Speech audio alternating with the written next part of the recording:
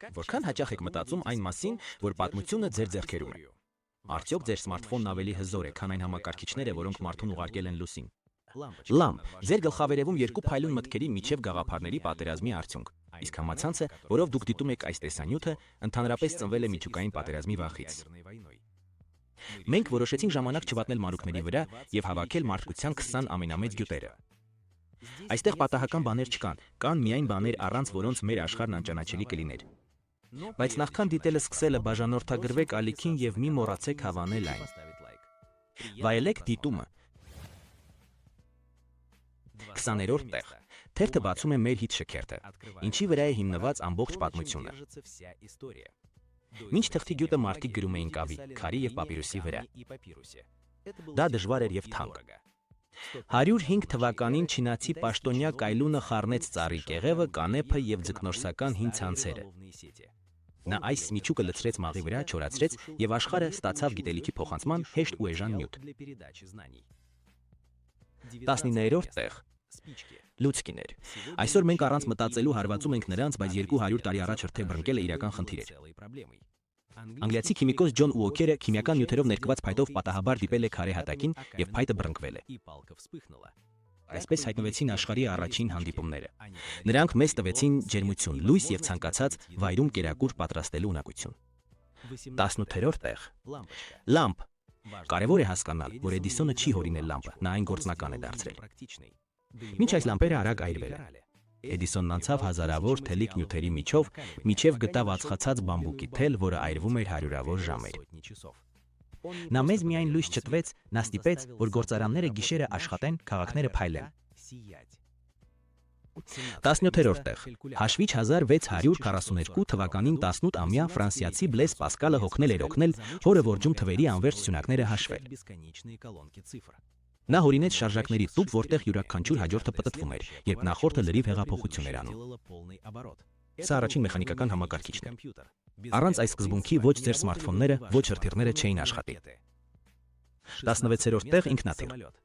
Եղբայրներ Օրվիլ եւ Ուիլբուր Ռայթերը հեծանիվների խանութ ունեին, բայց նրանց միտքը երկնքին էր։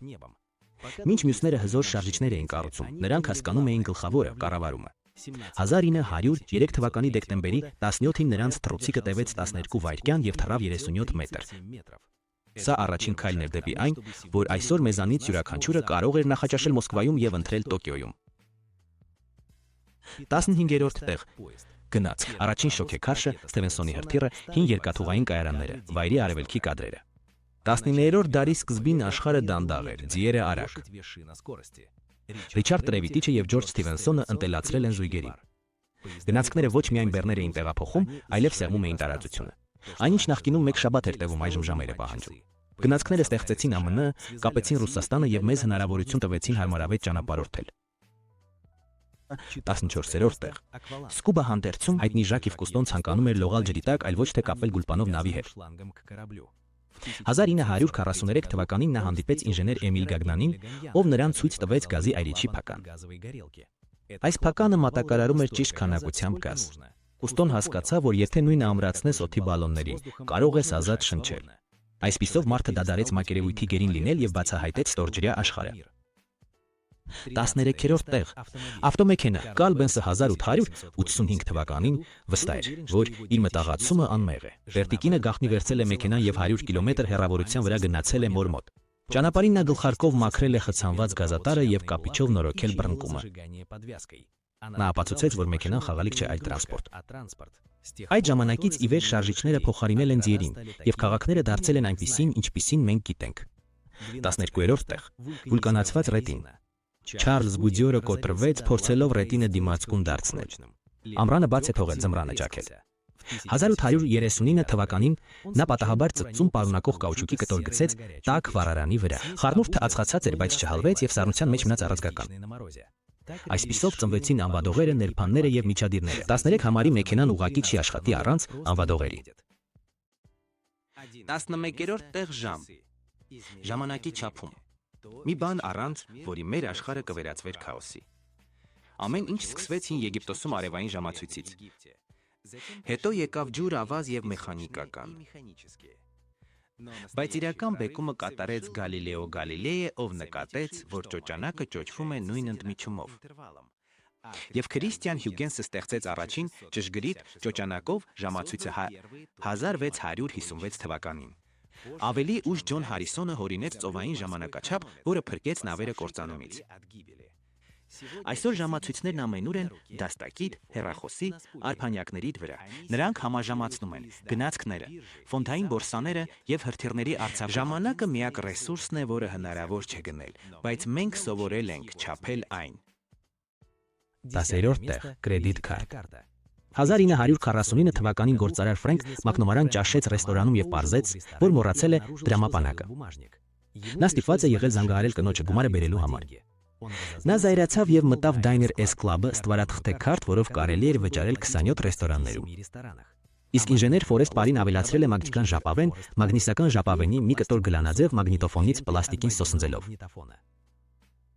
9-րդ տեղ հեռուստացույց։ Շոտլանդացի Ջոն Բերթը առաջին հեռուստացույցը հավաքեց իմպրովիզացված նյութերից՝ թեյտուփեր, մկրատներ, հեծանիվների ոսպնյակներ եւ 5 գլխարկ։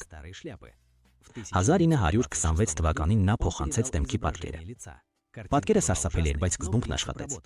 Հեռուստատեսությունն ամենից շատ փոխել է աշխարհը։ Նա մտավ յուրաքանչյուր տուն, կարծիքներ կազմեց, ցույց տվեց լուսնի վայրեջքը եւ ամբողջ ընտանիքին հավաքեց ընթրիքի։ 8-րդ տեղ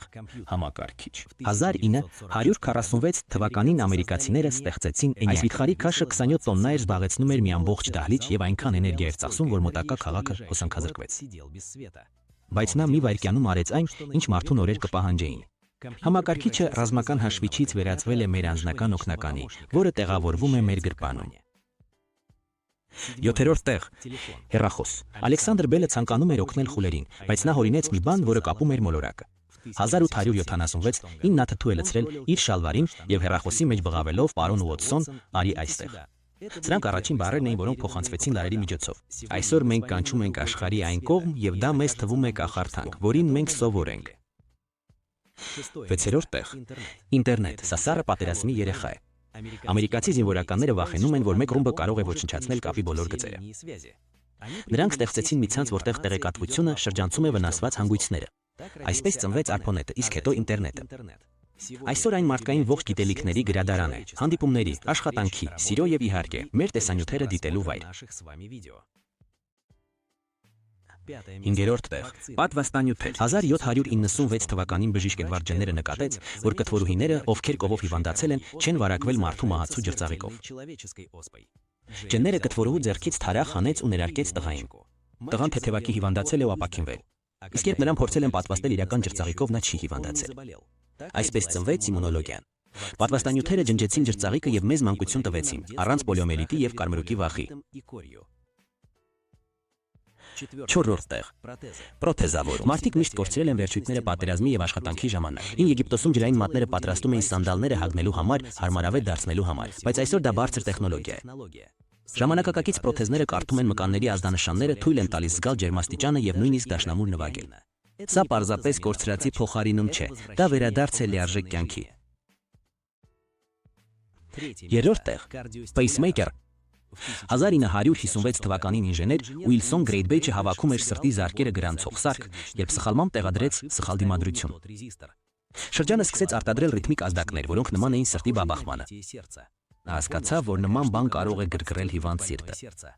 Այսօր հազարավոր մարդիկ կրծքավանդակում կրում են այս փոքրիկ սարքը, որը թույլ չի տալիս նրանց սիրտը կանգ առնել։ 2-րդ տեղը ռենտգեն ապարատ։ 1895 թվականին Վիլհելմի Ռենտգենն աշխատել է փշերի սենյակում կաթոդային ճառագայթներով։ Հանկարծ էկրանը աղերով պատված պատնեշը լուսավորվեց, բայց խողովակը ծածկվեց սև ստվարաթղթով։ Ճառագայթներն անցան պատնեշների միջով։ Ռենտգենը խնդրել է կնոջը ձեռքը դնել ճառագայթների տակ եւ ստացել է կենդանի մարդու ոսկորների առաջին լուսանկարը։ Տեսնելով նրա ոսկորները, Բերտան սարսափած բացականչեց. «Ես տեսա իմ մահը»։ Բայց իրականում նա տեսավ կյանքը։ Ռենտգենյան ճառագայթները փրկում են միլիոնավոր կյանքեր, հայտնաբերելով հիվանդություններ դրանց վաղ փուլերում։ Եվ վերջապես առաջին տեղում արհեստական ինտելեկտն է։ 1956 թվականին մի քանի գիտնականներ հավաքվեցին Դարթմութում, քննարկելու այն խելահեղ գաղափարը, թե արդյոք հնարավոր է մեքենան մտածել։ Հետո դա շախմատի ու տրամաբանության խնդիրներն էին։ Այսօր արհեստական ինտելեկտը երաժշտություն է գրում, ախտորոշում է անում, ավելի ճիշտ պրոֆեսորներ նկարներ է նկարում ու մեքենաներ քշում։ Սա պատմության առաջին գյուտն է, որը կարող է ինքն իրեն հորինել։ Թե ուր դա կհանգեցնի, մենք նոր ենք սկսում պարզել։ Ինչ եք կարծում, ինչ գյուտ է մեզ սպասվում ապագայում եւ ինչ կարևոր գյուտեր չկան մեր ցուցակում։ Գրեք ձեր կարծիքը մեկնաբանություններում հավանեք, եթե տեսանյութն օգտակար էր եւ բաժանորդագրվեք, որպես բաց չթողնեք նոր դրվագները։ Կհանդիպենք։